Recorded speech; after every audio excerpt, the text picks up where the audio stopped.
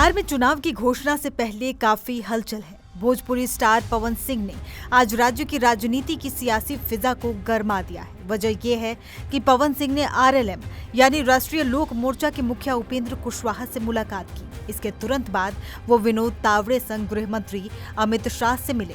हालांकि मुलाकात के बाद पवन सिंह ने मीडिया से कोई बातचीत नहीं की और वो हाथ जोड़ते हुए निकल गए।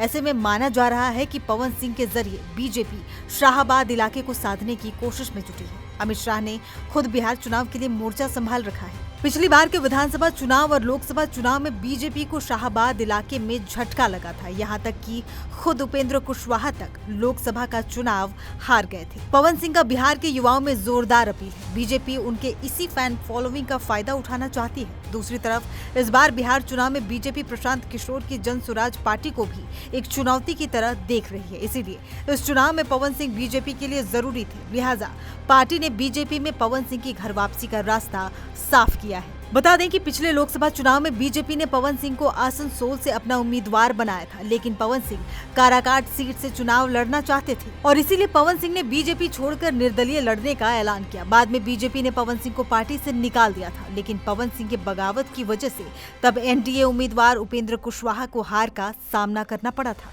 अब जानिए पवन सिंह एनडीए के लिए क्यों जरूरी है। राजनीतिक जानकारों का मानना है कि बिहार की राजनीति में पवन सिंह जैसे स्टार चेहरे को नजरअंदाज करना किसी भी दल के लिए आसान नहीं है। उनकी लोकप्रियता न केवल भोजपुरी भाषी वोटरों में है, बल्कि ग्रामीण और शहरी इलाकों में भी उनका असर दिखता है। साल 2024 के लोकसभा चुनाव में काराकाट से एनडीए के सहयोगी उपेंद्र कुशवाहा उम्मीदवार थे, लेकिन पवन सिंह ने बगावत कर चुनाव लड़ा था। परिणाम ये हुआ कि कुशवाहा तीसरे नंबर पर पहुंच गए और एनडीए की हार हो गई थी। इसका परिणाम ये हुआ कि शाहाबाद के समीकरण इस चुनाव में पूरी तरह बिगड़ गए। ऊपर से कुशवाहा समाज और राजपूत समाज के बीच खींचतान ने इस हार को और गहरा कर दिया और यही कारण है कि इस बार बीजेपी और एनडीए का इस एरिया पर खास ध्यान है। ऐसे में पवन सिंह की घर वापसी इसी डैमेज कंट्रोल की एक बानगी है। अब जानिए जातिगत वोट बैंक के लिए कितना जरूरी है पवन सिंह।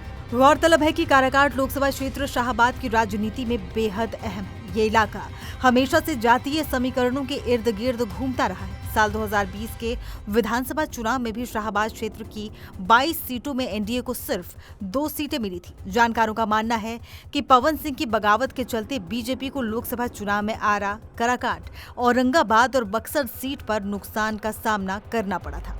इधर हाल के दिनों में बिहार बीजेपी के दिग्गज चेहरे आरके सिंह के तेवर भी कई बार बीजेपी के खिलाफ दिखे हैं। ऐसे में एनडीए को अपने परंपरागत राजपूत वोट को साथ रखने के लिए किसी मजबूत चेहरे की जरूरत थी।